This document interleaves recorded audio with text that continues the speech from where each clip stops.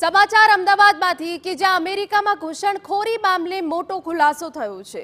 આંતરરાષ્ટ્રીય કબૂતરબાજીમાં ચોક્કસ ગ્રુપની સંડોવણીની આશંકા છે।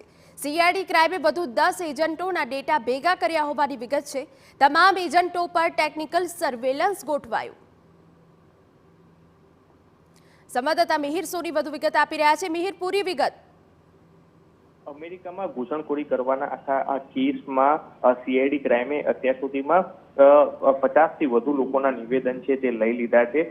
સાથે જ આ નિવેદનમાં જે મોટાભાગના જે ઉત્તર ગુજરાતના જે મુસાફરો હતા કે જે અહીંથી અમદાવાદથી દિલ્હી અથવા તો મુંબઈ પહોંચી અને દુબઈ ગયા હતા અને દુબઈથી તે લોકો આ વાયા ફ્લાઇટથી તે લોકો અમેરિકા છે તે પહોંચવાના હતા, પરંતુ ફ્રાન્સના વાટરી એરપોર્ટ ઉપરથી તે લોકો જાણ થતા જ ત્યાંની એમ્બેસી તરફથી તે લોકોને રિટર્ન મોકલવામાં આવ્યા હતા અને ત્યારબાદ આ આખું રેકેટ સામે આવ્યું હતું।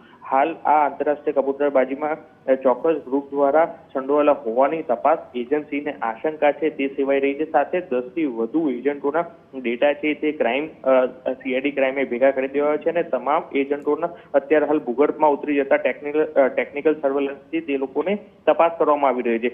જે 65 ગુજરાતીઓ જે મુસાફર જે જવાના હતા તેમાંથી મોટા ભાગના માત્ર 12 ધોરણ સુધીના પાસ હોવાનું પણ સામે આવ્યું છે। સાથે જ તે લોકો સાથે જે એજન્ટોએ ડીલ કરી હતી તે ડીલ પણ સામે આવી છે, કારણ કે એજન્ટોએ અનેક લોકોને ત્યાં આગળ નોકરીએ રાખવા તેમજ ત્યાં બેકરી કે ગોડાઉનમાં નોકરી રાખવા માટે પણ ડીલ કરવામાં આવી હતી અને આ તમામ લોકોને રાત્રિની શિફ્ટ દરમિયાન નોકરી કરવા માટે પણ એજન્ટોએ આ ડીલ કરી હતી। એટલે હાલ તો સીઆઈડી ક્રાઇમ દ્વારા ગુજરાતથી દિલ્હી અને દિલ્હીથી દુબઈ કેવી રીતે અને કોની મદદ થકી તે પહોંચ્યા તે અત્યારે સીઆઈડી ક્રાઇમે તપાસ શરૂ કરી છે। આ તમામ જે 65 ગુજરાતીઓ છે 2023માં તે 10 ડિસેમ્બરથી 16 ડિસેમ્બર સુધી ગાળામાં દુબઈ પહોંચ્યા હતા અને મેક્સિકો બોર્ડર પર જો ઝડપાઈ જાય તો ઇમિગ્રેશન લોની ખાસ ટીમમાં પણ એજન્ટોએ બનાવેલી હતી।